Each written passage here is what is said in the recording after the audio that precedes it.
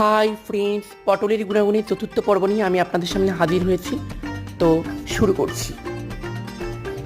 তেতো পটলের শিকড় 20 গ্রাম সেদ্ধ করে সেই জল চিনি মিশিয়ে খাওয়ালেও পিত্তজ্বর উপকার হয়।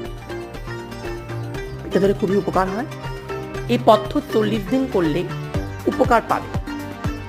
তো ভিডিওটি ভালো লাগলে অবশ্যই লাইক করবেন, কমেন্ট করবেন কী কী ধরনের ভিডিও দেখতে চান, শেয়ার করবেন ভিডিওটি অনেক অনেক বেশি বন্ধুদের মধ্যে, এবং চ্যানেলটিকে অবশ্যই সাবস্ক্রাইব করবেন সবার আগে আমার ভিডিও পাওয়ার জন্য। তো দেখা হচ্ছে বন্ধুরা পরবর্তী ভিডিওতে। ততক্ষণ তত ভালো থাকবেন, সুস্থ থাকবেন। নমস্কার, টাটা, বাই।